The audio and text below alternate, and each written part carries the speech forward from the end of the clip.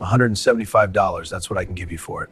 The words hung in the air like smoke curling around Nathan Cole's heart and squeezing tight.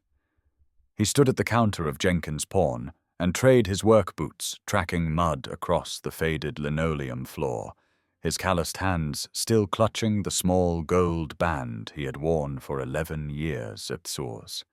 The shop smelled like old leather and forgotten things. Display cases lined the walls filled with other people's surrendered memories, watches that once counted down to anniversaries, guitars that once played love songs, jewelry that once meant forever. Now Nathan's ring would join them. That's it, Nathan heard himself ask, though he already knew the answer. That's all it's worth, Mr. Jenkins. The owner barely looked up from his newspaper. He was a heavy-set man in his 60s, with wire-rimmed glasses and the permanent expression of someone who had seen too many desperate people walk through his door. 14-carat gold current market price minus my margin. He shrugged. I can do 180 if you want to haggle, but that's my ceiling. Behind Nathan, through the grimy front window, his 7-year-old daughter Lily stood on the sidewalk. Her small hands were shoved deep into her coat pockets, and she was deliberately looking the other direction, watching cars pass on Main Street as if they were the most fascinating things in the world. She knew what her father was doing. She just didn't want to watch him do it. Nathan twisted the ring between his fingers one last time. The gold caught the fluorescent light, throwing tiny reflections across his weathered face. 36 years old, and this band felt heavier than anything he had ever carried. Heavier than the medical bills. Heavier than the rent he couldn't pay. Heavier than the weight of watching his daughter eat peanut butter sandwiches for dinner 3 nights in a row without complaint. 175 is fine, Nathan said quietly. Mr. Jenkins slid a form across the counter. Sign at the bottom. Need to see ID. Nathan produced his driver's license and signed the receipt with a pen that barely worked. His handwriting looked foreign to him, like someone else was controlling his hand. When he slid the ring across the counter, his eyes held nothing. Not grief, not relief, just the hollow acceptance of a man who had finally run out of things to lose. A young woman browsing near the vintage watches glanced up at the movement. She was beautiful in an understated way, with blonde hair pulled back in a simple ponytail and intelligent blue eyes that seemed to notice everything. She was dressed casually in jeans and a grey sweater, but something about her seemed out of place here, like a diamond accidentally dropped in a gravel pit. Her gaze settled on Nathan's now bare left hand as he took the small stack of bills from Mr. Jenkins. She watched him fold them carefully into his wallet, watched him turn toward the door, watched his shoulders carry a weight that had nothing to do with physical burden. Their eyes met for just a moment. Something passed between them. Recognition, maybe, or understanding. The kind that exists between strangers who have both learned what it means to lose something precious. Then Nathan pushed through the door, and the tired bell chimed his exit. Before we continue, please tell us where in the world are you tuning in from? We love seeing how far our stories travel. Emma took his hand without a word. Her small fingers squeezed his warm despite the October chill, and Nathan felt something crack in his chest. She was 7 years old, and already she understood that sometimes people needed comfort more than conversation. They walked in silence past the shuttered storefronts of downtown Millbrook, past the bar that never seemed to close, past the church where Emma went to Sunday school, because it was free and warm, and someone there always saved her a donut. Daddy. Yeah, baby girl. Emma's voice was small but steady. Even though you sold your ring, you still have me. I'm better than any ring, right? Nathan stopped walking. He looked down at his daughter, at her blonde hair escaping from beneath her knit cap, at her blue eyes, that were too wise for 7 years, at the shoes she wore, that were half a size too small, because she had hidden her growing feet from him. She hadn't wanted to add another expense to his worried face. She was 7 years old, and she understood scarcity better than most adults. Nathan knelt down on the cold sidewalk right there in front of everybody and pulled her into a hug so tight she squeaked. "You're better than everything," he whispered into her hair, "everything in the whole world." Emma hugged him back, her small arms barely reaching around his neck. Then, with the matter-of-fact wisdom of childhood, she said, "Then let's go home and have peanut butter sandwiches. I'm really hungry." Nathan laughed, though it came out closer to a sob. "Okay, baby girl. Let's go home." Their apartment was a 2-room unit above the Suds and Spin laundromat on the east side of town. The rent was $485 a month due on the 1st, and Nathan hadn't paid on time in nearly 11 months. The late fees alone had become their own small debt, compounding like interest on a loan he never asked for. The building was old, with radiators that clanked through the night, and windows that let in drafts no amount of weather stripping could stop. But it was theirs, at least for now, and Emma had decorated every available surface with drawings of horses and rainbows and stick-figure families where the daddy always had a big smile. That night, after they had eaten their sandwiches, and Emma had done her homework at the wobbly kitchen table, Nathan sat on the edge of the pull-out couch they shared and watched his daughter sleep. She looked so small beneath the quilt her grandmother had made before she passed. Her breathing was soft, and even her face peaceful, in a way it never quite was when she was awake. Even in sleep, though, her hand rested against her chest, an unconscious gesture that reminded Nathan of everything he couldn't afford. Emma had been born with a heart murmur, a small defect, the doctors said. Nothing immediately dangerous, but something that required monitoring. Specialists. Echocardiograms. Tests that cost more than Nathan earned in a month.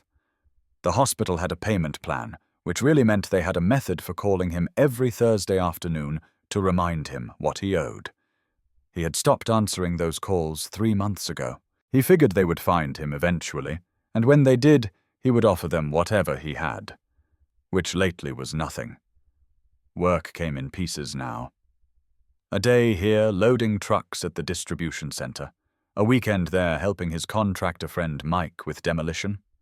Nothing steady. Nothing with insurance. Nothing that let him look his daughter in the eye and promise things would get easier. He had tried for the plant jobs, the union positions that still existed in towns like Millbrook. But those went to men with connections, family histories in the industry, names that meant something. Coal meant nothing here. Nathan was from Indianapolis, originally had moved to Ohio for a woman who no longer wanted him, and now he was stuck in a place where being an outsider was a permanent condition. His ex-wife Sarah had left 18 months ago. Not for another man, not for some dramatic betrayal, but for a different life entirely. One that didn't include the weight of a daughter with medical needs or a husband whose ambitions had shrunk to fit inside a lunchbox. "I can't do this anymore," she had said the morning she left. "I'm drowning, Nathan. I need to find myself." She had found herself apparently in Arizona. She worked at a yoga studio now, posting pictures on social media of sunsets and smoothie bowls and inspirational quotes about living your best life. She sent birthday cards with $25 tucked inside. Emma kept them in a shoebox under her bed, never spending a cent. "She's saving them," Emma had explained once, very seriously. "For when Mommy comes back." Nathan hadn't had the heart to tell her that Mommy wasn't coming back. Some truths were too heavy for 7-year-old shoulders. He looked around their small apartment now at the water stain on the ceiling and the draft coming through the window and the refrigerator that hummed too loud. He thought about the $175 in his wallet, the last of everything he had of value. It would cover Emma's heart medication for 2 months, or groceries for 3 weeks, or maybe, if he was lucky, keep the landlord from evicting them for another 30 days. These were the mathematics of survival, the constant algebra of need versus have. Nathan was so tired of calculating. He noticed it when he got up to check that the front door was locked. The ring box. It sat on Emma's small nightstand, the one Nathan had built from scrap wood when they first moved in. The box was empty now, its velvet interior still holding the impression of what it once contained. She had kept it. Nathan picked it up carefully, turning it over in his hands. The velvet was worn at the corners from years of opening and closing. He remembered buying the ring, remembered the nervous excitement of that day 11 years ago when he had walked into a jewelry store in Indianapolis with a credit card that wasn't quite maxed out and a heart full of futures. He had believed in so much back then, in love that lasted, in hard work paying off, in promises that meant something. Now all of that was gone, sold for $175 to a man who didn't even look up from his newspaper.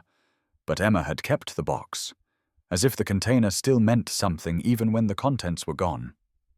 Nathan sank down onto the edge of the couch, the empty box in his hands, and something broke loose inside him. The tears came without permission, silent and hot, streaming down his face while his daughter slept 3 feet away. He covered his mouth with his hand to muffle the sounds, his shoulders shaking with the effort of keeping quiet.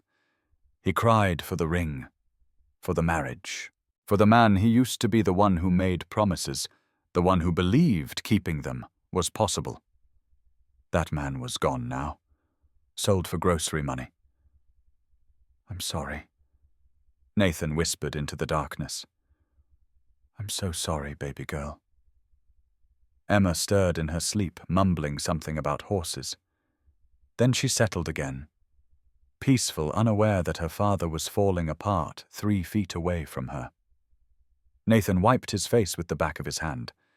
He put the empty ring box back on Emma's nightstand, exactly where she had placed it.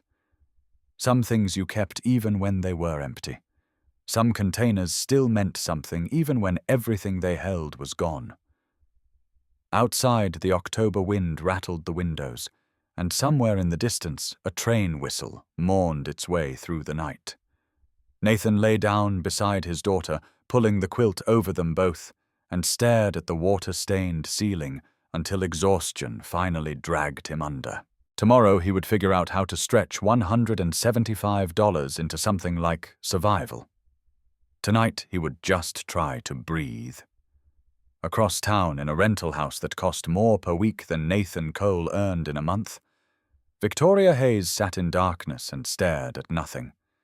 She was 31 years old and worth more than $400 million. The house was beautiful in that generic way. Expensive rentals always were.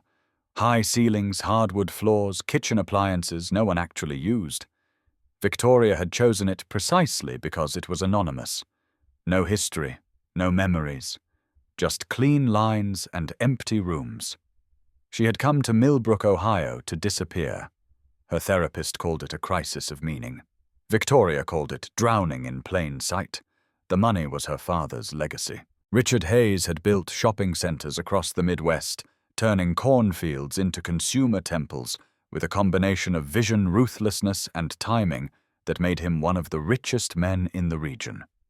He had worked himself into a heart attack at 63, collapsing in his office on a Tuesday afternoon with a phone in one hand and a quarterly report in the other. He left Victoria everything except instructions on how to live with it. She had tried at first to do what was expected. She served on charity boards. She attended galas. She dated men her father's colleagues approved of, men with family names and investment portfolios and smiles that never quite reached their eyes. They looked at her like a portfolio to be acquired. The worst was a man named Bradley Old Money from Connecticut who had proposed after 6 months of dating with a ring so large it felt like a shackle. When Victoria had hesitated, he had laughed. "What's there to think about?" he had asked. "We're perfect for each other. Our families, our backgrounds, our futures." He hadn't mentioned love. Victoria noticed. She had said no. Bradley had been confused at first, then angry, then dismissive. "You'll regret this," he had told her. "Women like you need men like me. What else are you going to do with your life?" Victoria still didn't have an answer to that question, so she had run. Left New York, left the glass towers and the charity boards and the men who saw her bank account before they saw her face. She had driven until she found a place no one would think to look for Victoria Hayes, heiress to the Hayes fortune. Millbrook, Ohio. Population 12,000. Median household income $42,000. A dying town in the American heartland where no one would recognize her name. She had been here 3 weeks now, and she still didn't know what she was looking for. Tonight, though, her mind wasn't on her own problems. It was on the man in the pawn shop. She had wandered into Jenkins' Pawn and Trade by accident, a wrong turn while looking for a hardware store. The shop had caught her attention in that morbid way places of surrender always did. Display cases full of wedding rings and family heirlooms and musical instruments. Other people's broken dreams with price tags attached. She had been examining a vintage watch when the door chimed and he walked in. Tall. Tired. Working-class hands that showed decades of labor. He had moved to the counter with the heavy steps of a man approaching an execution, and Victoria had watched transfixed as he twisted a gold band off his finger. The whole transaction had taken maybe 5 minutes, but it was the little girl outside that Victoria couldn't stop thinking about. 7, maybe 8 years old, blonde hair under a knit cap, standing on the sidewalk like a soldier on guard duty, deliberately looking away so she didn't have to watch her father sell the last symbol of his marriage. There was something about the way she stood, the straightness of her small spine, the determination not to make this harder for her father than it already was. That child was carrying weight no 7-year-old should have to carry. Victoria had seen a lot of pain in her life, most of it politely hidden behind charity smiles and tax-deductible donations. But this was different. This was raw and real and happening right in front of her, and she couldn't look away. When the man had walked out, their eyes had met for just a moment. Victoria had seen herself in those eyes, the expression of someone who had stopped expecting rescue. Now, sitting in her expensive rental house, she couldn't shake the image of that little girl's turned back. What must it be like? She wondered to grow up knowing your father's love was the only safety net between you and the ground. What must it be like to be 7 years old and already understand that the world was not kind to people who ran out of things to sell? Victoria didn't sleep well that night. She dreamed of pawn shops and wedding rings and a little girl standing alone on a cold sidewalk, waiting for her father to come back from surrendering the last piece of his heart.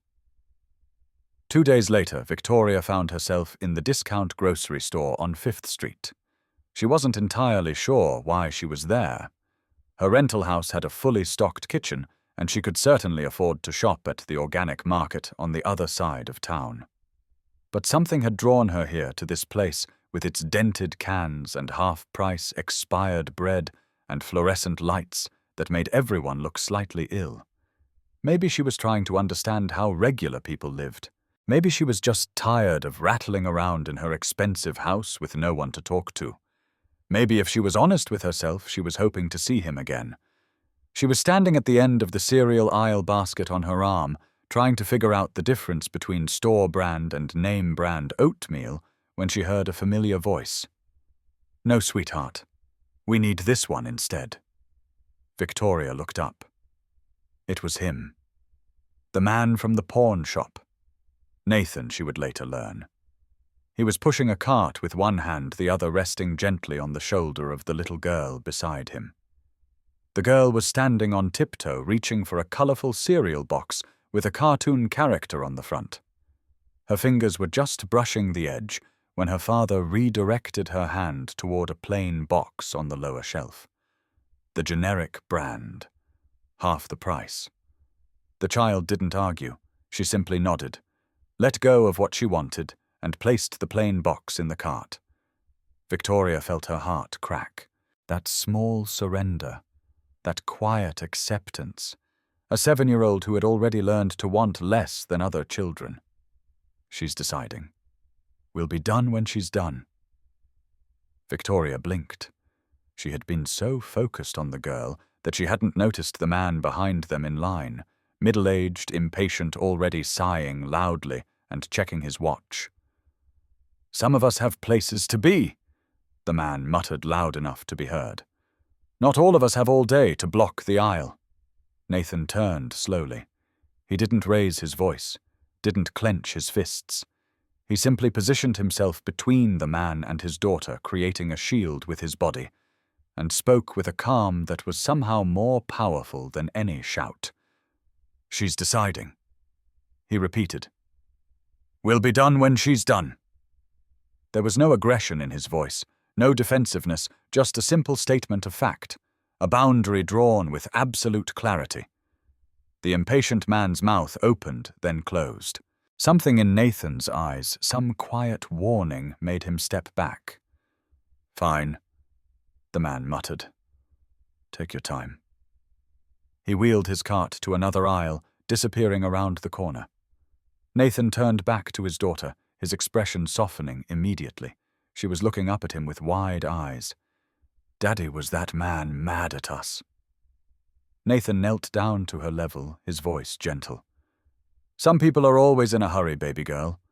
That's not our problem. You take all the time you need." The girl nodded seriously. Then she pointed to the cereal box in the cart. "I picked the one that costs less. You don't have to worry." Nathan's face did something complicated. Pride and heartbreak fighting for the same space. "I'm not worried," he said quietly. "You're the best helper in the whole world." Victoria watched this entire exchange from the end of the aisle, her basket forgotten, her chest tight with an emotion she couldn't name. This man, this father. He had nothing, and yet he had everything. He protected his daughter's dignity over a box of cereal. He drew boundaries without violence. He made his child feel valued, even while teaching her to sacrifice. When had Victoria ever witnessed love like that? She didn't realize she was approaching until she was already there. That was well handled. Nathan looked up, his eyes narrowing slightly as he recognized her. The woman from the pawn shop, the woman from the grocery store, the one who had watched him sell his ring, watched him defend his daughter over a box of cereal. "Thanks," he said carefully. His tone was polite but guarded the voice of a man who had learned to be suspicious of unexpected kindness. "Daddy?" The little girl tugged his sleeve. "She was at the store where you sold your ring." Emma Nathan's voice held a quiet warning. "But it's true," Emma persisted. "I saw her through the window. She was looking at you." Nathan's jaw tightened. Victoria saw the embarrassment flash across his face, the shame of being seen at his lowest moment. "I'm sorry," Victoria said quickly. "I wasn't trying to intrude. I was just there by accident." "Right." Nathan's voice was flat. "Accident." He gripped his cart and started to move past her, but Emma stayed planted, looking up at Victoria with open curiosity. "You have really pretty hair," Emma said. "It's like Rapunzel." Victoria couldn't help but smile. "Thank you. I like your hat. Is that a horse on it?" Emma's face lit up. "Yes, his name is Thunder. He's my favorite horse. I'm going to be a veterinarian when I grow up and take care of horses all day." "That sounds like a wonderful dream." Emma nodded seriously.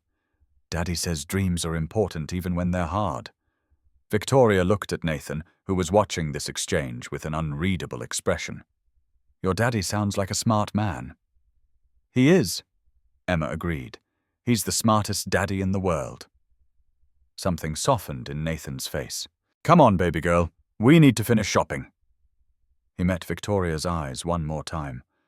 The wariness was still there, but underneath it she thought she saw something else. Curiosity, maybe. Or the faint echo of a connection that neither of them understood. "Take care," Victoria said. You too. They passed each other in the aisle, strangers again, their carts wheeling in opposite directions. But Victoria watched them go, watched Emma skip ahead to examine something on a shelf, watched Nathan follow with that particular combination of exhaustion and devotion that defined single parenthood. And she knew in that moment that she wasn't going to let this go. That night, Victoria couldn't stop thinking about them. She sat in her expensive rental house, surrounded by furniture she hadn't chosen and art she didn't care about, and she thought about a little girl who picked the cheaper cereal without being asked, a father who protected his daughter's dignity over a box of cardboard and sugar. In Victoria's world, people spent thousands of dollars on single meals without blinking. They bought handbags that cost more than most people's monthly rent. They threw parties where the flower arrangements alone could have fed a family for a year. But none of them would have done what Nathan Cole did in that grocery store aisle. None of them would have stood between their child and a stranger's impatience with that quiet, unshakable calm. Victoria found herself doing something she hadn't done in years. She started asking questions. Millbrook was a small town. People talked. And Victoria had learned growing up in the world of businesses and society that information was a currency more valuable than money. She started at the coffee shop on Main Street, where the owner, a chatty woman named Dolores, was happy to gossip with any customer who lingered over a second cup. Nathan Cole, Dolores had said, refilling Victoria's mug. Oh, that poor man. Moved here about 8 years ago with his wife. She took off about a year and a half back. Just left him with that little girl. Terrible thing. What happened? Victoria had asked, keeping her voice carefully neutral. Dolores shrugged. Nobody really knows. One day she was here, next day she wasn't. He doesn't talk about it. Keeps to himself, mostly works whatever jobs he can find. That little girl of his, though she's a sweetheart, comes into church every Sunday with him. Someone told me she's got a heart problem, needs to see specialists. Must cost a fortune. Victoria had absorbed this information with growing understanding. A single father, an absent mother, a sick child. Medical bills. No steady work. The mathematics of desperation. She learned more over the next day. The landlord of Nathan's building mentioned the late rent payments, though he felt guilty doing it. Nathan's good people, the man had said. Always apologetic, always trying. I give him more time than I probably should, but that little girl. The hardware store owner remembered Nathan buying supplies to fix things in his apartment himself. Saves money that way, the man had explained. Knows his way around a toolbox, I can tell you that. Used to be an electrician back in Indiana, if I remember right. By the time Victoria returned to her rental house, she had assembled a picture of Nathan Cole's life that made her own problems feel almost embarrassingly small. This was a man who had lost his wife, lost his career, lost everything except his daughter. A man who sold his wedding ring to keep food on the table. A man who wore his pride like armor because it was the only protection he had left. And Victoria had money. More money than she could spend in 10 lifetimes. Money that sat in accounts earning interest while men like Nathan Cole chose between medicine and groceries. She could fix this. She could write a check right now that would solve every problem Nathan Cole had, pay off his medical bills, clear his rent, set him up in a better apartment, a better life, a better future for his daughter. But Victoria had learned something about money over the years. Money given wrong destroyed people. Her father had thrown money at problems his whole life, and he had created dependent people who resented their dependence. He had bought loyalty that evaporated the moment the checks stopped coming.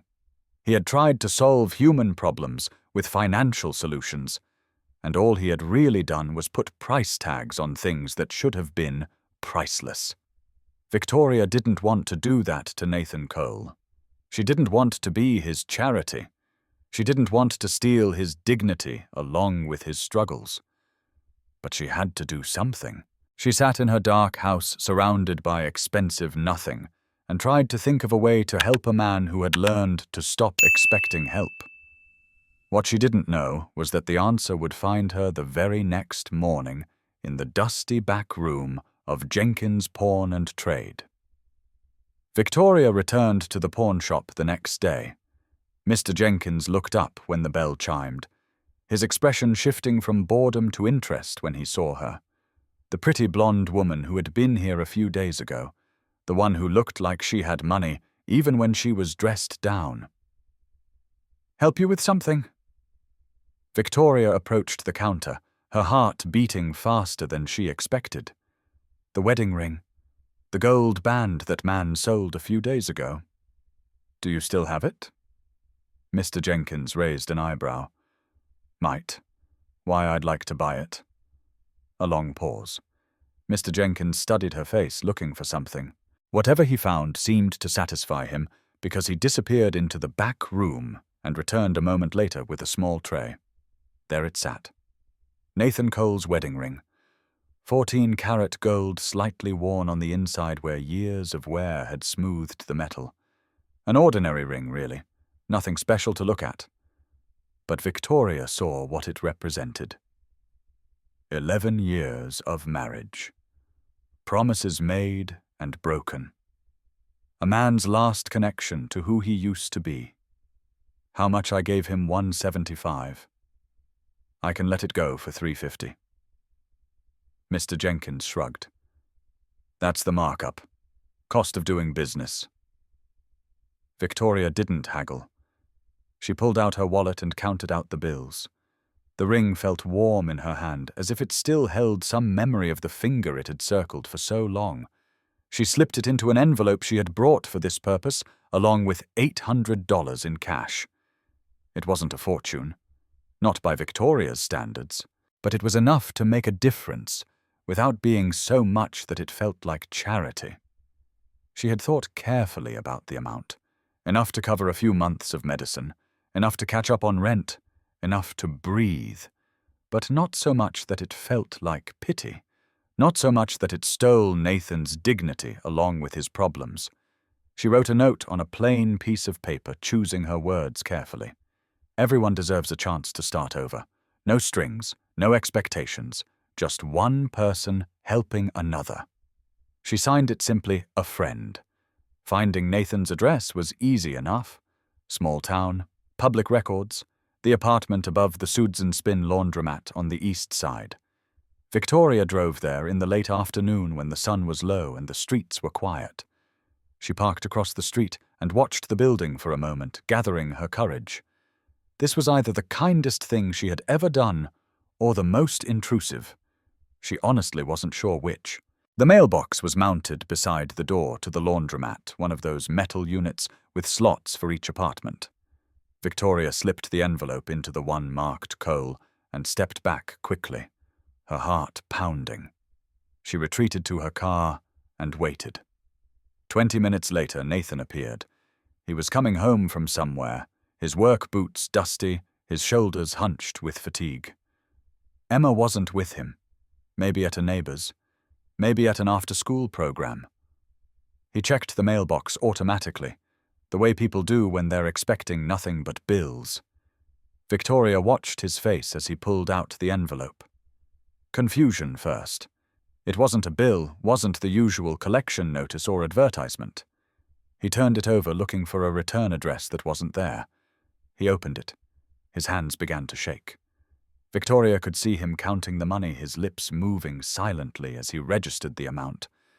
Then he found something else in the envelope, and his whole body went still. The ring. Nathan held it up to the fading light, staring at it like he was seeing a ghost. His face crumpled, not crying, not yet, but close. The expression of a man confronted with something impossible. He looked around wildly as if expecting to see whoever had done this. Victoria ducked down in her seat, heart pounding.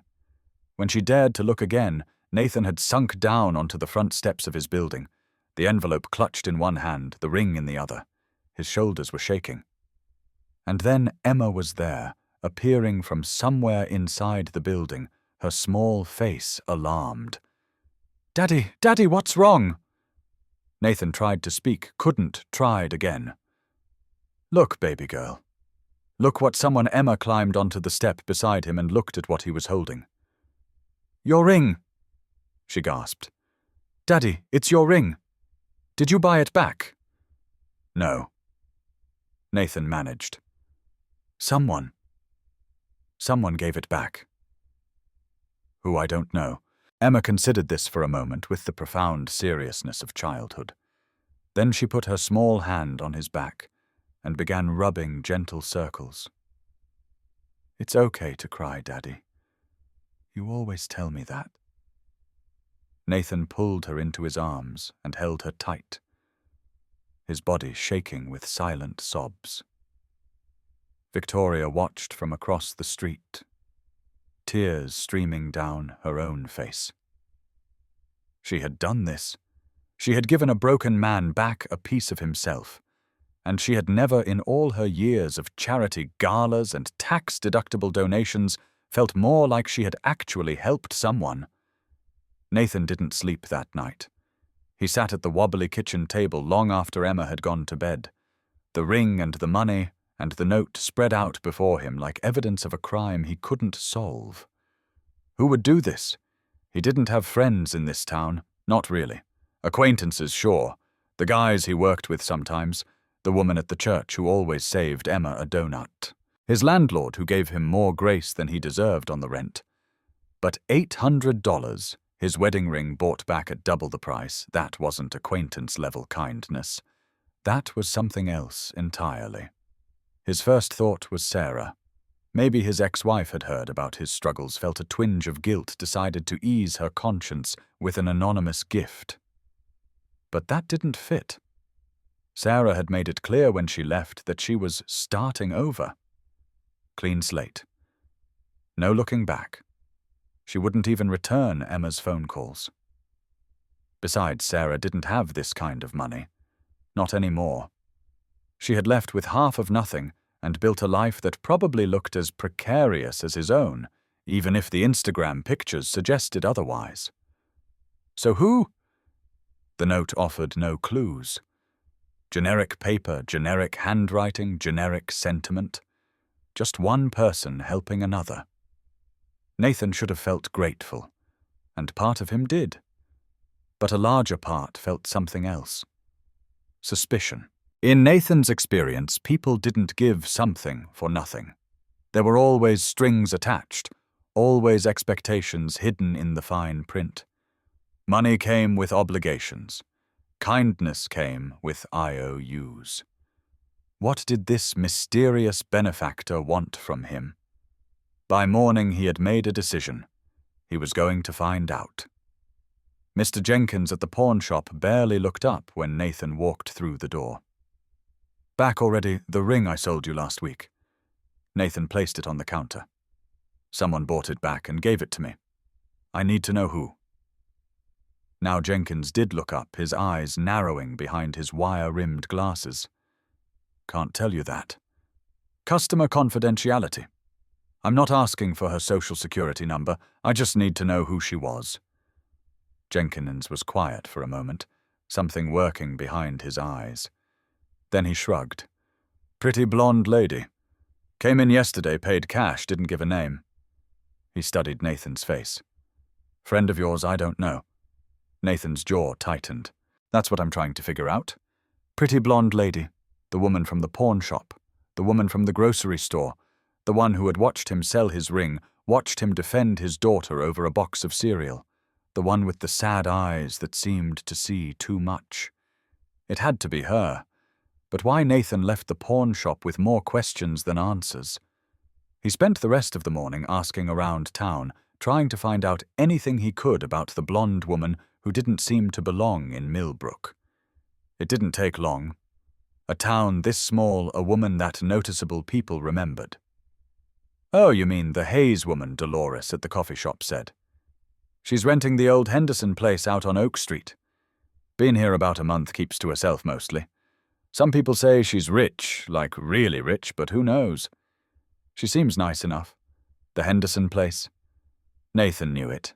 A restored Victorian with a wraparound porch and a monthly rent that would have covered his apartment for 6 months. What was a rich woman from somewhere else doing in Millbrook, Ohio? And why was she spending her money on him? Nathan drove to the Henderson place that afternoon, his contractor friend Mike's truck rattling over the potholes on Oak Street. Emma was with Mrs. Patterson, the elderly neighbor who watched her sometimes in exchange for Nathan fixing things around her apartment. He had told Emma he had an errand to run, nothing important, nothing to worry about. He didn't want her to see this. The Henderson place was even more impressive up close. Fresh white paint, black shutters, a porch that wrapped around the entire front of the house. The yard was professionally maintained, the kind of careful grooming that cost more per month than Nathan's entire rent. His work boots felt loud on the wooden porch steps. He knocked on the door and waited, his heart hammering against his ribs. When the door opened, his breath caught. She was wearing a red dress. Simple but elegant, the kind of thing that looked effortless, but probably cost more than his truck. Her blonde hair was loose around her shoulders, and her blue eyes went wide when she saw who was standing on her porch. "Mr. Cole, you know my name. You told it to me. At the grocery store." "Right." Nathan's jaw tightened. "I also know you were at the pawn shop when I sold my ring. And I know you bought it back." Victoria said nothing. Her face was carefully composed, giving nothing away. Nathan held up the envelope. "I can't take this." He set it on the porch railing between them. "I don't know what you want, but I'm not for sale. My gratitude isn't for sale. My daughter isn't for sale. I'm not trying to buy anything." "Then what?" Nathan's voice cracked with frustration. "People don't just give away $800 and a stranger's wedding ring. There's always something they want. Always a catch." Victoria studied him for a long moment. The wariness in his eyes, the pride that held his shoulders rigid, the fear buried deep but still visible that this kindness was just another way for the universe to hurt him. She understood that fear. She had spent years building walls against it. "Would you like to come inside? We could talk about this like civilized people instead of shouting on my porch." "I'm not shouting. You're about to." Nathan opened his mouth to argue, then closed it. She wasn't wrong. "I'll stay out here," he said finally. "I don't know you well enough to come inside." "Fair enough." Victoria stepped out onto the porch, closing the door behind her. She leaned against the railing, keeping distance between them. "That's actually a reasonable boundary. I respect that." Silence stretched between them. Nathan stood rigid, arms crossed, waiting. "I saw you in that pawn shop." Victoria's voice was quiet but steady. "I saw your daughter waiting outside. I saw the look on your face when you handed over that ring. So you felt sorry for me?" "No." Victoria's eyes met his directly. "I recognized you." Nathan frowned. "We've never met. That's not what I mean." Victoria took a breath, choosing her words carefully. "I recognized the look in your eyes. It's the same look I see in my own mirror every morning. The expression of someone who's stopped expecting rescue, who's learned to carry weight alone because there's no one else to help carry it. You don't know anything about me. I know you protect your daughter's dignity over a box of cereal. I know you stood up to a man twice your size without raising your voice. I know you sold your wedding ring to keep food on the table, and you did it without complaining, without asking for help, without expecting anyone to notice." She stepped closer, her voice dropping. "I know you're exhausted and scared and proud, and you're doing the best you can with nothing. And I know that's the hardest kind of strength there is." Nathan's arms uncrossed. Something in his rigid posture softened just slightly. "You still haven't told me why." "Why me?" "Why this?" Victoria was quiet for a moment. When she spoke again, her voice was raw. "My father died 2 years ago. Heart attack at 63, right in the middle of a business meeting. He left me $400 million and absolutely no instructions on how to live with it. Nathan's eyes widened. 400 million? Yes. Victoria smiled, but there was no joy in it. I grew up in a world where money was the answer to everything. Unhappy. Buy something. Lonely. Throw a party. Guilty. Write a check. She shook her head. But money doesn't fix loneliness. It doesn't fix emptiness. And it definitely doesn't buy you people who care about you instead of your bank account. So you came here. I came here to disappear. To find something real. Something that had nothing to do with portfolios and charity galas and men who look at me like a transaction waiting to happen. She gestured at the envelope still sitting on the railing. And then I saw you, and I saw your daughter, and I thought maybe I could do something actually useful for once, something that would matter to real people living real lives. Not because I wanted something back, just because I could. Nathan stared at her. This woman in her red dress with her $400 million and her sad eyes and her careful words. She wasn't what he expected. None of this was what he expected. You could have just walked away, he said quietly. In the grocery store, in the pawn shop. You could have minded your own business like everyone else. I could have. Victoria met his eyes. But then I would have missed knowing that there are still people in this world who put their children first, who draw lines in the sand without violence, who carry impossible weight without complaining. She reached out and picked up the envelope, pressing it back into his hands. Take it. Not as charity, not as pity, just as one human being helping another get through a hard time.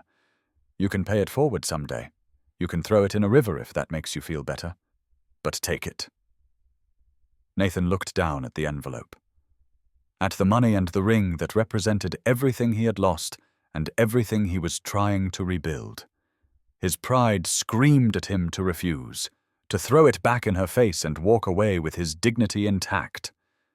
But his pride didn't have a daughter with a heart condition. His pride didn't have overdue bills and an empty refrigerator and a little girl who picked the cheaper cereal without being asked. There's a vocational program, Victoria said quietly. Training for industrial maintenance and electrical work. Paid training with job placement after. Your name came up when I was asking about you around town. People said you used to be an electrician. Nathan looked up sharply. You've been asking about me. I wanted to understand who I was helping. Victoria didn't flinch from his gaze. The program is real. No strings to me. You'd earn the spot on your own merit. She pressed a business card into his hand alongside the envelope. Think about it. That's all I ask. Nathan looked at the card. Millbrook Community Vocational Center. A phone number. An address. Why do you care? He asked. The question came out softer than he intended. You have $400 million. You could be anywhere in the world. Why are you here in this dying town worrying about some stranger's problems? Victoria's eyes glistened, but no tears fell. Because money can buy everything except meaning. And I've been looking for meaning for a very long time. She stepped back toward her door. Take care of yourself, Nathan. Take care of that little girl of yours. She's lucky to have a father like you. The door closed behind her, leaving Nathan alone on the porch with an envelope full of money and a business card, and more questions than answers. He stood there for a long time, staring at the closed door. Then slowly he put the envelope in his pocket and walked back to his truck. Nathan didn't know it yet, but this woman standing in her doorway in a red dress would become the most important person in his life. Not because of her money, but because she was the first person in years who looked at him and saw someone worth believing in. Victoria didn't push. That was the thing Nathan noticed first. She didn't call to check if he had enrolled in the program. She didn't show up at his apartment with more money or suggestions or helpful advice. She simply existed in the same town, going about her business, giving him space to make his own decisions. But she was there. He saw her at the coffee shop sometimes, reading a book in the corner booth. He saw her walking through the park where Emma liked to play, her blonde hair catching the autumn light.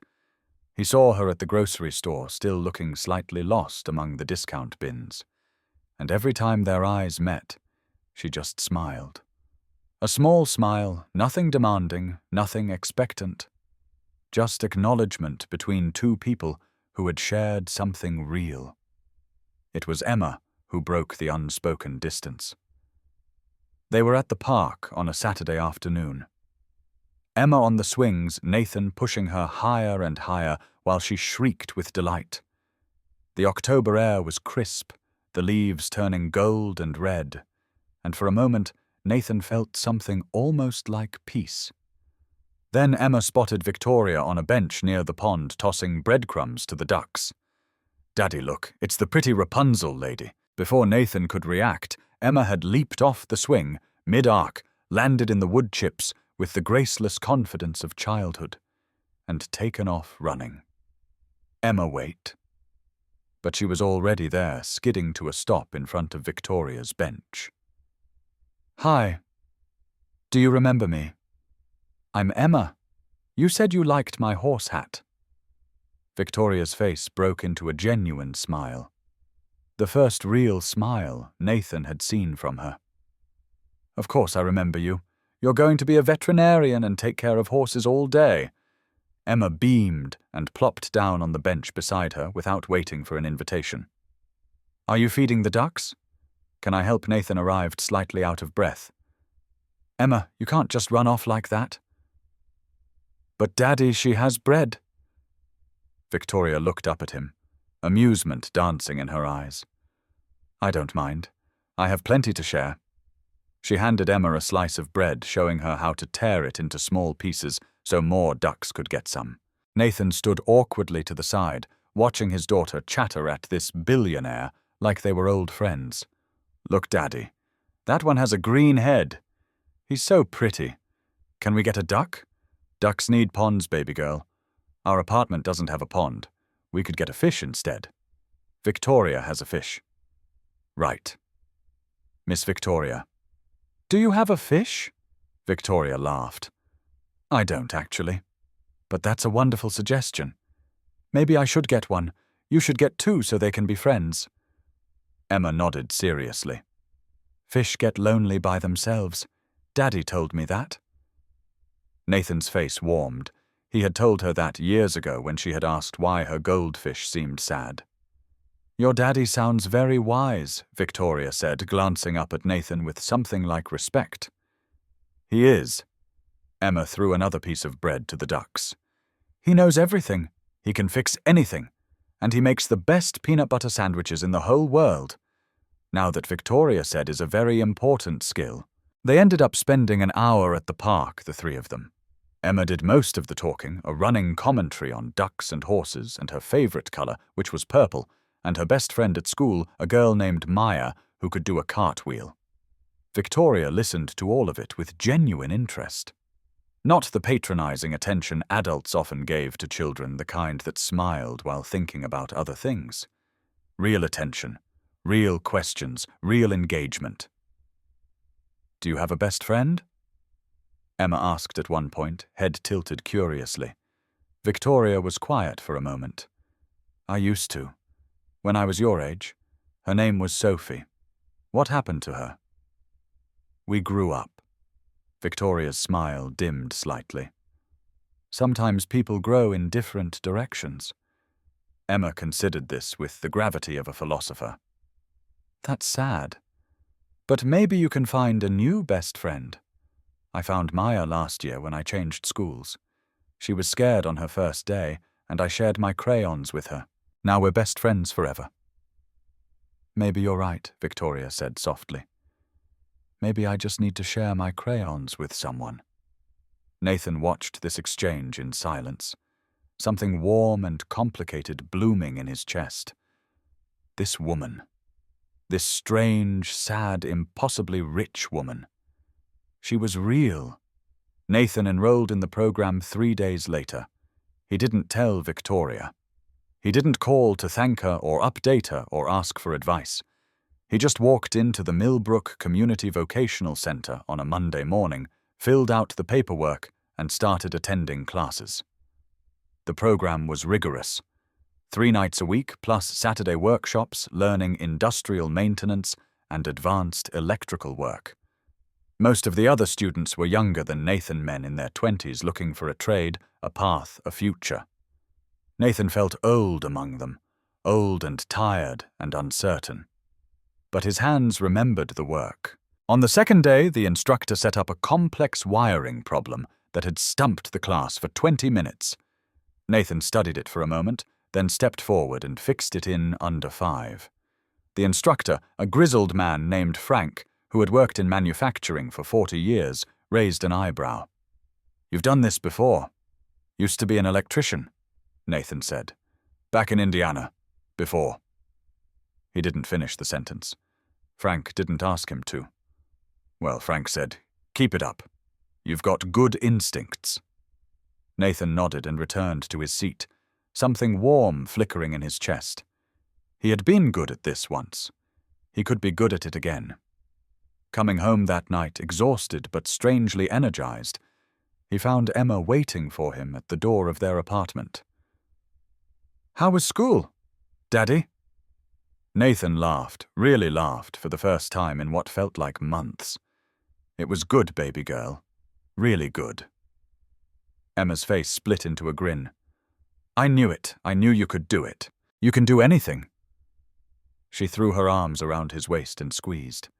Nathan held her tight, breathing in the smell of her apple shampoo, feeling the solid warmth of her small body against his.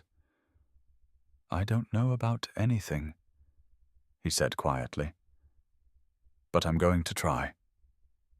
That's what you always tell me." Emma looked up at him with those wise 7-year-old eyes. "You say trying is what matters. Not winning. Just trying. When did you get so smart?" Emma shrugged. "I learned it from you." The pizza arrived on a Friday evening 3 weeks into the vocational program.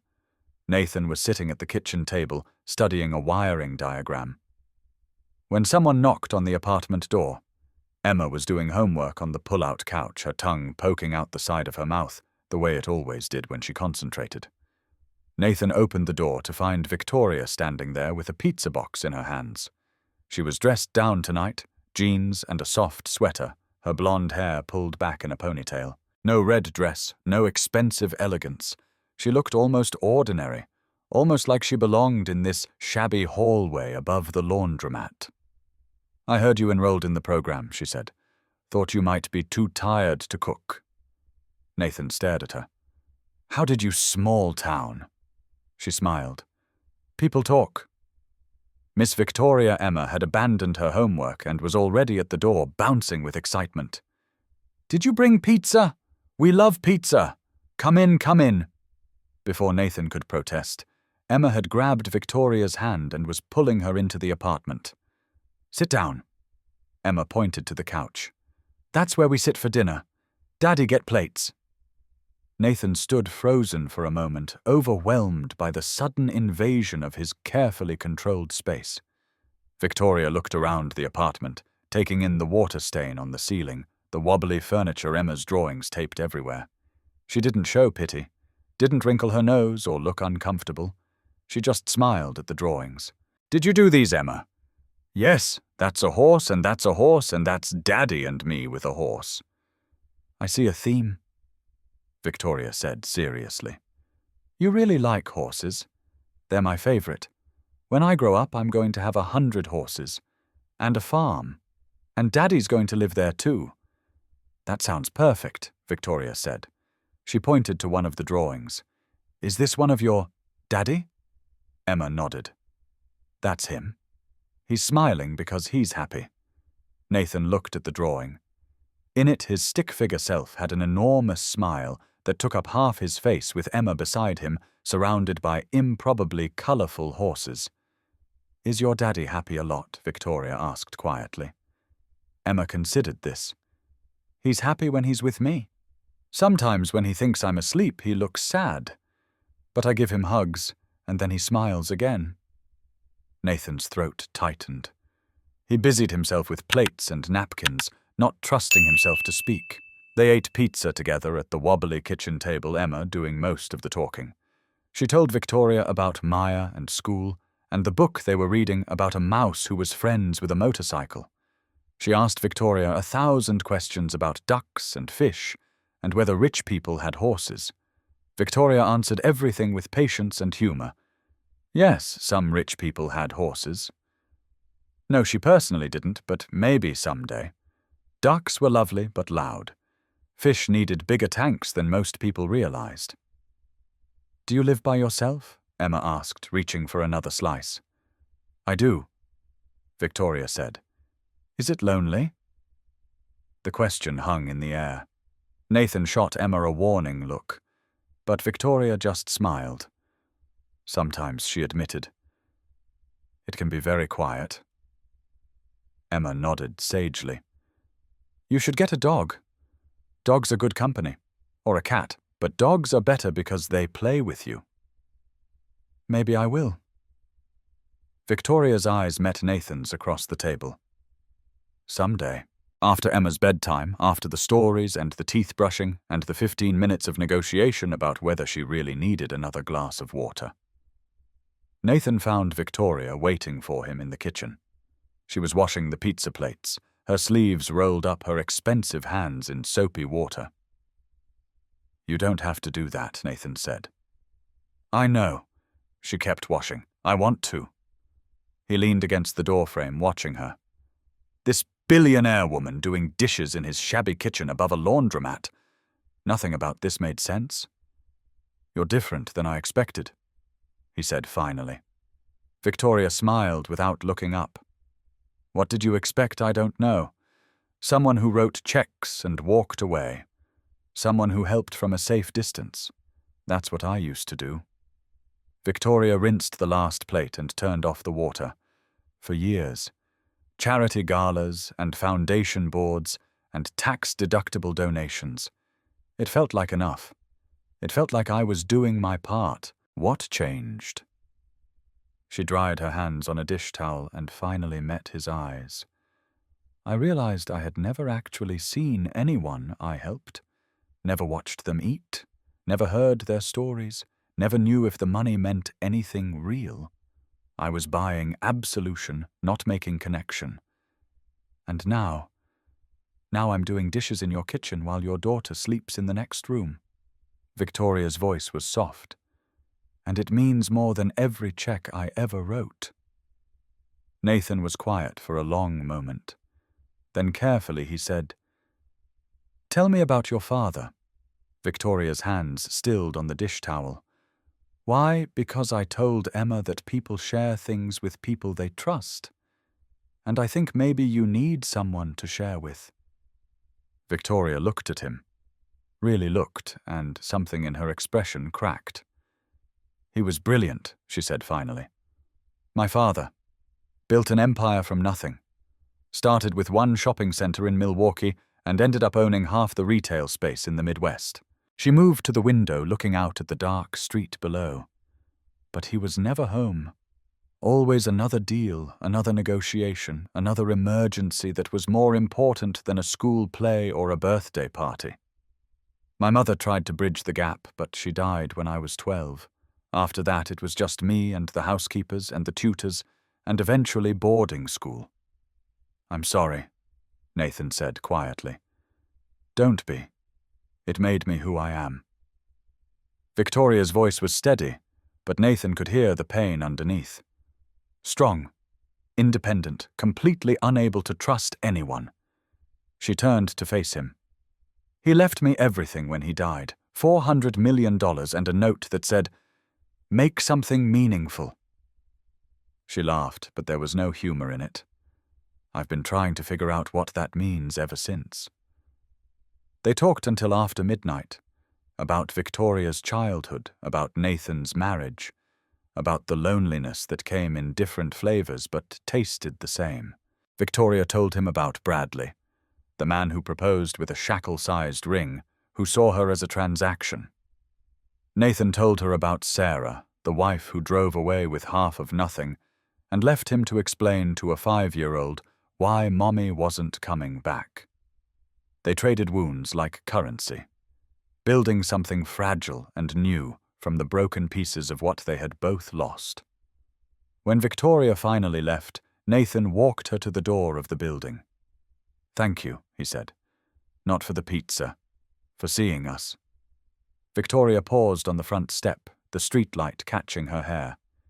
"Thank you for letting me see you." She walked to her car, got in, and drove away. Nathan stood in the doorway for a long time after feeling something shift inside him. Something that felt almost like hope. The weeks that followed were a gradual weaving of lives. Victoria started showing up regularly, not with grand gestures or expensive gifts, but with small things. A book about horses from the library sale, crayons from the dollar store, a batch of cookies she had attempted to bake herself, only half of them burned. She came to Emma's school play and sat in the back row crying silently when Emma played a singing flower in the spring pageant. She learned to braid Emma's hair badly at first, but Emma didn't mind. "Miss Victoria, your braids are lumpy," Emma announced one Saturday morning. "I know," Victoria admitted. "I never learned properly. My hair was always done by professionals." "That's sad," Emma said seriously. "Braids are important. Can Daddy teach you?" Nathan looked up from the stove where he was making pancakes. "Me?" "You do my braids really good," Emma pointed out. "Even the French ones." So Nathan taught Victoria how to French braid, standing behind Emma on the couch, his hands guiding hers through the movements. Divide into 3 sections. Over-under, add hair, repeat. Victoria's fingers were clumsy at first, fumbling with the fine strands of Emma's blonde hair. But she kept trying, her brow furrowed with concentration. "Better," Emma declared when she looked in the mirror. "Only a little lumpy this time." Progress. Victoria laughed. Saturday morning pancakes became a tradition. Victoria brought the ingredients Nathan cooked, Emma supervised. They ate together at the wobbly kitchen table, talking about nothing and everything. Daddy, Emma said one morning, syrup dripping from her chin. "Is Miss Victoria your girlfriend?" Nathan choked on his coffee. Victoria's face went pink. "We're just friends, sweetheart," Nathan managed. "Oh." Emma considered this, her head tilted. "But you look at her the way the prince looks at Cinderella in my book. All mushy and happy. I do not look mushy." "You do, Daddy. Your face goes soft and your eyes get sparkly." Victoria was biting her lip, clearly trying not to laugh. "Eat your pancakes," Nathan said firmly, "and wipe your chin." Emma obeyed, but she shot Victoria a knowing look that made her seem decades older than 7. "It's okay," she said. "I think mushy is good. Daddy hasn't been mushy in a long time." Nathan's chest tightened. Out of the mouths of babes. Later, after Emma had gone to play in her corner of the living room, Victoria helped Nathan with the dishes. "She's very observant," Victoria said quietly. "Too observant." Nathan scrubbed a plate harder than necessary. "I'm sorry if she made you uncomfortable." She didn't. Victoria's hand touched his wrist, stopping his frantic scrubbing. "Nathan." He looked at her. Those blue eyes so close, so warm. "It's okay to be mushy sometimes," Victoria said softly. "It's okay to feel things. It doesn't make you weak." Nathan's throat tightened. "I've spent so long being strong.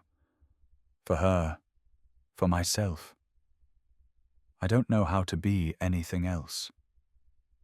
"Maybe you don't have to be anything else. Maybe you can be strong and soft at the same time." Victoria's thumb traced a small circle on his wrist. "Maybe that's what love actually looks like. Love." The word hung between them, enormous and terrifying. Neither of them said anything more. But something had shifted, and they both knew it. The whispers started at the diner. Nathan was grabbing coffee before his Saturday workshop when he heard them. Two men at the counter. The kind of men who had lived in Millbrook their whole lives and knew everyone's business. "That Cole guy hit the jackpot," one of them said, not bothering to lower his voice. "Rich widow playing house with him?" The other man snorted. "Must be nice. Let some pretty billionaire pay your bills while you pretend to have pride." Nathan's hand tightened on his coffee cup. "Bet she's paying his rent?" The first man continued. "Probably bought him that spot in the vocational program, too. Man's got a sugar mama, and he's not even ashamed." Nathan set his coffee down. Hard. Both men looked up. "Got something to say?" Nathan's voice was quiet, controlled, but there was steel underneath. "Just making conversation," the first man said, but his eyes slid away from Nathan's gaze. "Maybe make it somewhere else." Nathan left without his coffee, his jaw tight, his hands shaking. The words followed him all day. Sugar mama, paying his bills, lost his pride. Is that what people thought? Is that what they saw when they looked at him? A man who couldn't take care of his own family. A man who had traded his dignity for a rich woman's pity. By evening, Nathan had worked himself into a fury. He drove to Victoria's house without calling ahead, his borrowed truck kicking up gravel as he pulled into her driveway. She opened the door in that same red dress she had worn the first time, like fate was mocking him. "Nathan." She smiled, starting to welcome him. "Why didn't you tell me?" Her smile faded. "Tell you what, about the money, the real money." He pushed past her into the house, pacing her expensive living room. $400 million, Victoria. $400 million. And you let me think you were just some sad, lonely woman looking for meaning. I never lied to you. You didn't tell the truth either." He spun to face her. "You let me believe we were something like equals, like you understood what it meant to struggle. I do understand." How his voice cracked. "How can you possibly understand? You could buy this entire town. You could buy everyone in it. You could have anything, anyone, and you chose to play house with a broke single dad because what I was interesting, I was a project." Victoria's face went pale. "That's not fair. None of this is fair." Nathan was shouting now, all the shame and frustration of months boiling over. "I have worked so hard to give my daughter a life she can be proud of. I sold my wedding ring. I took your charity and I hated myself for it, but I thought at least it was coming from someone who saw me as a person, not as some kind of entertainment for a bored billionaire." Victoria's eyes filled with tears, but her voice stayed steady. "If I had told you the truth that first day, would you have let me anywhere near you?" Nathan opened his mouth, then closed it. No. He would have assumed she was slumming. Would have been too proud, too suspicious, too damaged to accept anything she offered.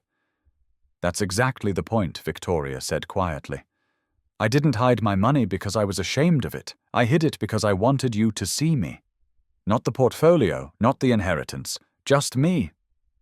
"And what am I?" Nathan demanded. "Entertainment.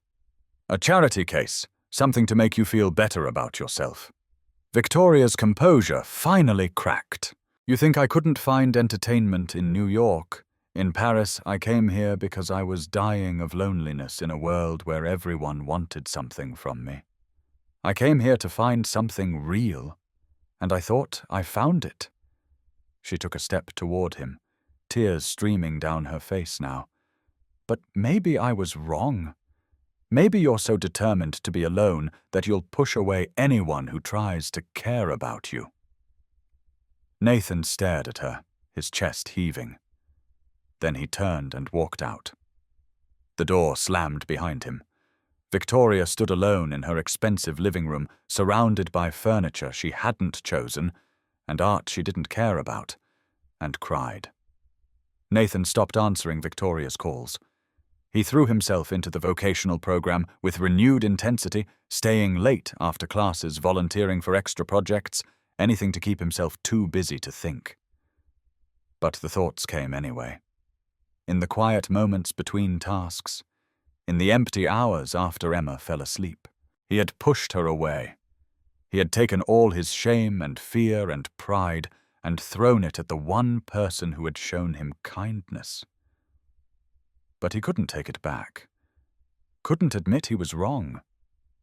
His pride, the same pride that had kept him going through the divorce and the debt and the desperation, wouldn't let him bend. Emma noticed, of course. She always noticed. "Daddy, where's Miss Victoria?" Nathan kept his eyes on his textbook. "She's busy. She hasn't come for pizza in forever. People get busy." But Emma wasn't satisfied. A week later, Nathan found her in the corner of their apartment, his phone in her small hands. "Emma, what are you doing? Calling Miss Victoria?" Emma's chin was set in that stubborn way she had inherited from him. "You're sad, and you won't tell me why, but I think it's about her." "Give me the phone, Emma." "No." She clutched it to her chest. "You always say when you have a fight with someone you should say sorry. Did you do something wrong?" "Daddy." Nathan's jaw tightened. "This is grown-up stuff, baby girl. Then be a grown-up about it." The words hit him like a slap, his 7-year-old daughter staring up at him with those wise blue eyes, throwing his own lessons back in his face. Before he could respond, Emma had dialed. "Hello, it's Emma." Her voice was small but determined. "Daddy is really sad, and he won't tell me why." "Did you two have a fight?" Nathan reached for the phone, but Emma dodged away. "Oh." Emma's face fell. "Is Daddy mad at you?" Nathan could hear Victoria's voice on the other end, tinny and distant. He couldn't make out the words, but he could hear the pain in them. "My teacher says when you fight you should say sorry." Emma listened for a moment. "Maybe you should tell Daddy sorry. He always forgives me when I mean it." A long pause. "Okay, I'll tell him. Bye, Miss Victoria." Emma handed him the phone. "She said she's sorry. She said she wrote you a letter. She's going to leave it at our door." Nathan stared at his daughter. She stared back. "You should read it, Daddy." Miss Victoria was crying. "And you always say we should be kind to people who are crying." Nathan didn't know what to say, so he just nodded and pulled Emma into his arms and held her while she patted his back the way he did when she was upset. "I love you, Daddy," Emma whispered. "But you're being stubborn." "I know, baby girl." He pressed a kiss to her hair. "I know." The letter came the next day. Nathan found it tucked into the frame of their apartment door, a cream envelope with his name written in careful handwriting. He brought it inside and sat at the kitchen table staring at it for a long time before he opened it. "Nathan, I should have told you the truth from the beginning. I see that now. I was so afraid of being defined by my money that I forgot how important honesty is. You were right about one thing. I don't understand what it means to worry about rent or choose between groceries and medicine. That kind of struggle has never been part of my world. But I do understand loneliness. I understand waking up every morning wondering if anyone in the world would notice if you disappeared. I understand building walls so high you forget there's a world on the other side. You and Emma became the first real thing in my life. Sitting in your kitchen eating pizza, listening to your daughter talk about horses. It meant more to me than every charity gala and foundation board I ever attended. I'm not asking for forgiveness. I'm not asking for anything. I just needed you to know that what I felt was real. You weren't a project or entertainment or a way to make myself feel better. You were the first person who saw me, the actual me, in longer than I can remember. Take care of yourself. Take care of that amazing daughter of yours. She's lucky to have you." Victoria Nathan read the letter 3 times. Then he folded it carefully and put it in the drawer where he kept important things. He still wasn't ready to call her. But something had shifted. The next morning, everything changed. It happened at school. Nathan was in the middle of his vocational class when his phone buzzed. He ignored it at first, focused on the wiring diagram in front of him. Then it buzzed again. And again. He pulled it out and saw Mrs. Patterson's name, followed by 5 missed calls. His blood went cold. "Mr. Cole," the voicemail said, her voice shaking. "It's Emma. She collapsed at school. The ambulance took her to Millbrook General. You need to come now." Nathan was out of the door before the message finished playing. The drive to the hospital took 8 minutes. It felt like 8 hours. His hands shook on the steering wheel. His mind raced through every worst-case scenario. Her heart. It had to be her heart. The murmur they had been monitoring. The condition they couldn't afford to treat properly. He should have taken her to the specialist months ago. He should have found the money somehow. He should have. He burst through the emergency room doors, wild-eyed and barely coherent. "My daughter, Emma Cole. She was brought in. Where is she?" A nurse led him to a curtained bay where Emma lay on a hospital bed, small and pale, and hooked up to monitors that beeped with her heartbeat. "Daddy?" Her voice was weak, but she was awake. She was alive. Nathan collapsed into the chair beside her bed and took her small hand in both of his. "I'm here, baby girl. Daddy's here." "My chest hurts," Emma whispered. It felt like a bird was trapped inside, trying to get out. "I know, sweetheart, I know. The doctors are going to help you." A cardiologist came in a few minutes later, a middle-aged woman with kind eyes and a serious expression. "Mr. Cole," she said, "I'm Dr. Morrison." Emma's heart murmur has progressed.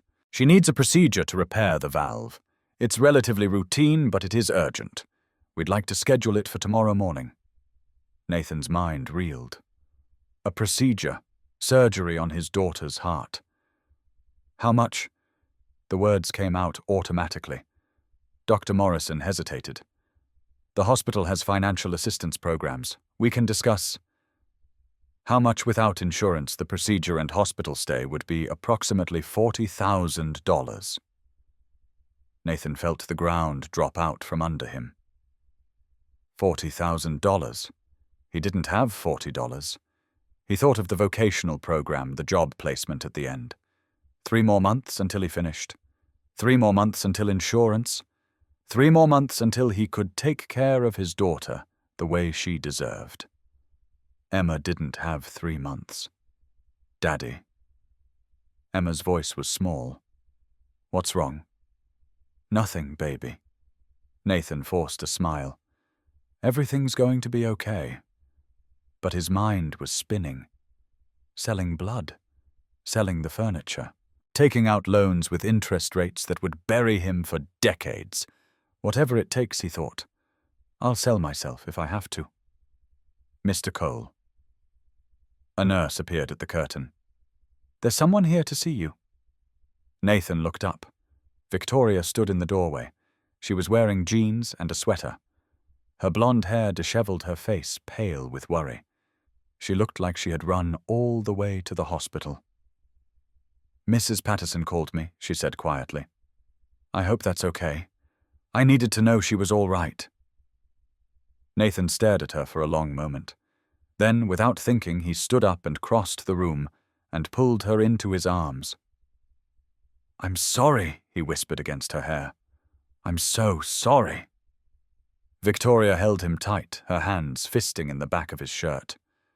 "I know. Me too." They stood there, wrapped around each other, while the monitors beeped steadily, and Emma watched from her bed with a small, satisfied smile. "You came back," Emma said to Victoria. "I knew you would." Victoria released Nathan and moved to Emma's bedside, kneeling down so they were face to face. "Of course I came back." She took Emma's small hand. "We're friends, aren't we?" "Best friends," Emma confirmed. After Maya, Victoria agreed. That's a very high honor. Daddy was sad when you weren't around, Emma said matter-of-factly, but I think he's going to be less sad now. Nathan's throat tightened. Victoria looked up at him, her eyes glistening. I think you're right, she said softly. I think we're both going to be less sad now. Later, after Emma had fallen asleep, Nathan and Victoria sat together in the hospital cafeteria. Let me help, Victoria said. The medical bills. A loan if you need it to be. Pay me back over 20 years, I don't care. Just let me do this. Nathan looked at her across the table. This woman who had seen him at his lowest, who had been pushed away and come back anyway, who loved his daughter enough to drop everything and run to a hospital. Why, he asked. After everything I said to you, Victoria reached across the table and took his hand. Because Emma is worth it. And so are you. She paused, her voice dropping to nearly a whisper. And because I love you both. Nathan's breath caught. You love us. I think I have since that first pizza night, when Emma said we could be her family. Victoria's eyes shone with unshed tears. I spent so long looking for something meaningful, Nathan. And then there you were, teaching your daughter about fish being lonely and making her feel like she was the most important person in the world. And I realized, this is what meaning looks like. Nathan stared at her for a long moment. Then he lifted her hand to his lips and kissed her knuckles. I love you too, he said quietly. I've been too scared to say it. Too proud. But I do. I love you, Victoria. She smiled, tears spilling over. Then let me help. Not because you need me to, not because you're weak, but because that's what people do when they love each other. Okay? Nathan nodded slowly. Okay. He was done fighting this. He was done being alone. The surgery was a success. Emma woke up groggy, but smiling, immediately asking for juice and then for Victoria. Where's my second best friend? I'm right here, sweetie. Victoria appeared at her bedside, having spent the night in the hospital waiting room. How do you feel? My chest hurts. But the bird is gone. Emma touched the bandage over her heart. The doctor said she fixed my butterfly valve. Nathan laughed through his tears. Mitral valve, baby girl. I like butterfly better, Emma declared. Victoria stayed at the hospital every day of Emma's recovery, reading to her for hours, braiding her hair, playing card games that Emma invariably won because Victoria let her cheat. Nathan watched them together, and the last of his walls crumbled. This woman, this complicated, generous, lonely woman, she fit. On the day Emma was discharged, Victoria drove them home in her car. Emma insisted on sitting in the back seat so she could see out both windows, and she provided running commentary on everything they passed. Look, a dog. A really big dog. Can we get a dog now that I'm fixed? We'll talk about it. Nathan said, the automatic parental response. That means maybe Emma informed Victoria. And maybe means probably yes. Is that so? Victoria caught Nathan's eye in the rearview mirror and smiled. It's definitely so, Emma confirmed. Back at the apartment, Mrs. Patterson had filled the refrigerator with meals from the church ladies. The landlord had waived that month's rent. Notes and cards covered the kitchen table from classmates and teachers and people Nathan barely knew. The whole town came together for you, Mrs. Patterson told him, dabbing at her eyes. Everyone loves that little girl. Nathan looked at the pile of cards, the containers of food, the evidence that he wasn't as alone as he had thought. Thank you, he managed. Thank you for everything. After Emma was settled on the couch with her favorite blanket and a stack of picture books, Nathan found Victoria in the kitchen quietly organizing the donated food. You should go home, he said. You haven't slept in a real bed in days. Victoria shrugged. I'm fine. You're exhausted. She turned to face him, leaning against the counter. So are you. But you're still here. Taking care of her. Taking care of everything. That's different. I'm her father. And I'm someone who loves her.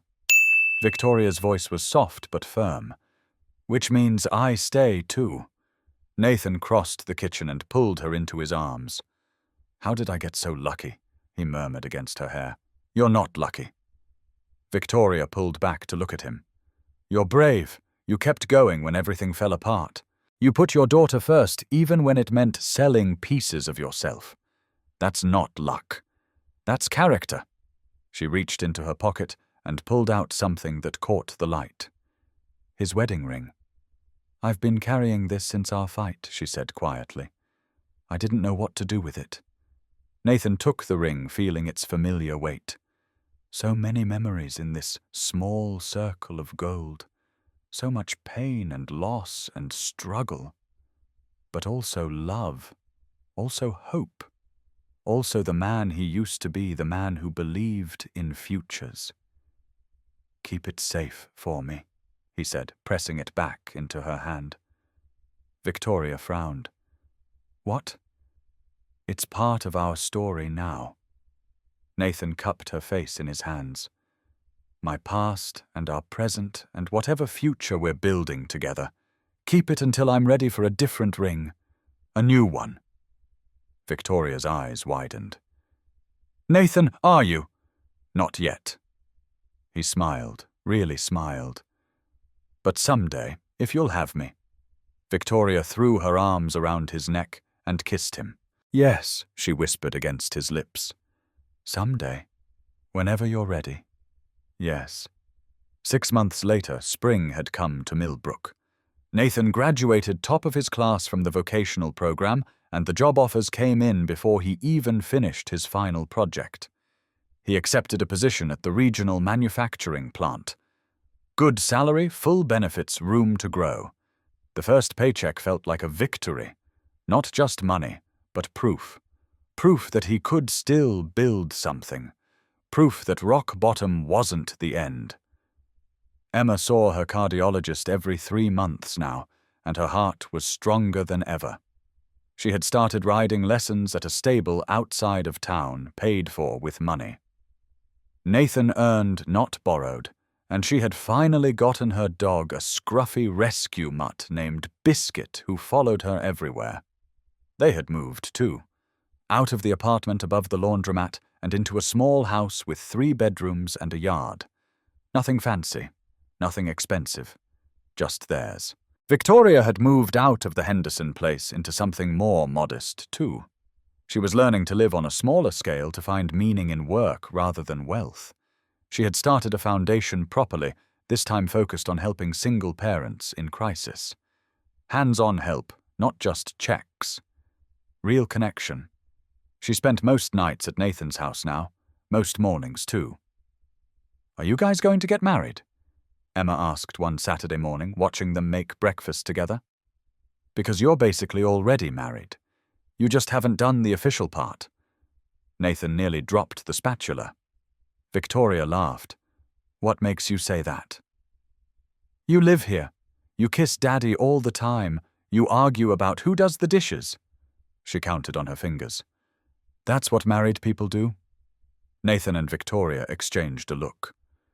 She's not wrong, Victoria said. She's rarely wrong. Nathan agreed. It's annoying. That afternoon they went to the park where they had first talked. Really talked. Emma ran ahead with Biscuit chasing ducks and laughing. Victoria found a bench and sat down, patting the space beside her. Nathan sat. He had been carrying something in his pocket for 3 weeks. A ring. Not his old one, which sat in its velvet box on Emma's nightstand, a closed chapter still visible. This was a new ring. Simple. Beautiful. A beginning, not an ending. But before he could speak, Victoria stood up. Wait, she said. I have something. She pulled a small box from her jacket pocket and knelt in front of him. Nathan's mouth fell open. "I know this isn't traditional." Victoria's voice was shaking. "I know the man is supposed to do this, but I've never been traditional, and I've spent my whole life waiting for other people to define my future. I don't want to wait anymore." She opened the box, revealing a simple gold band. Nathan Cole. "You taught me that love isn't about what you have. It's about who you are. You taught me that meaning isn't something you buy. It's something you build. You taught me that family isn't about blood or money or perfect circumstances. It's about showing up." Tears were streaming down her face now. "Will you marry me? From across the park?" Emma's voice rang out. "Say yes, Daddy. Say yes." Nathan laughed through his own tears. He pulled his box from his pocket, opening it to reveal the ring he had chosen for her. "I was going to ask you the same thing." Victoria burst out laughing. "Of course you were.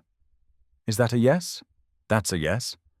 Nathan took her hands and pulled her up from the grass. "1,000 times yes." Emma came running, Biscuit barking at her heels, and threw herself at both of them. "We're going to be a real family." She squeezed them tight. "With a dog and a house and everything." "We already are, baby girl." Nathan hugged his daughter and his future wife. The three of them tangled together in the spring sunshine. "We already are." The wedding was small, just as they wanted, close friends. The church where Emma ate donuts on Sundays. Mrs. Patterson crying in the front row. Mike the contractor serving as best man. Emma was the flower girl, a responsibility she took with tremendous seriousness. She walked down the aisle, scattering petals with the focus of a surgeon, then took her place between Nathan and Victoria at the altar. When the officiant asked if anyone objected, Emma piped up. "I object to waiting any longer. Can they just kiss already?" The church erupted in laughter. Nathan kissed his bride while Emma cheered and Biscuit howled from Mrs. Patterson's lap. 1 year later they sat together in the kitchen of their home. Nathan at the stove burning the eggs. Victoria at the table reading the newspaper. Emma on the floor explaining something important to Biscuit, who listened with the patient attention of a very good boy.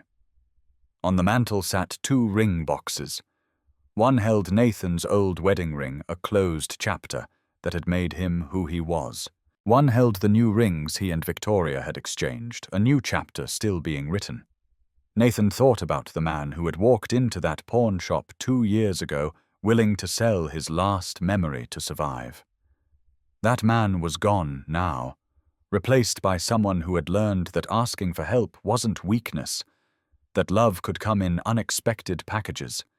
That rock bottom wasn't the end of the story, just where the real story began. Daddy, Emma said, looking up from Biscuit. "You're burning the eggs again." "I know." Nathan grinned at his wife. "It's tradition."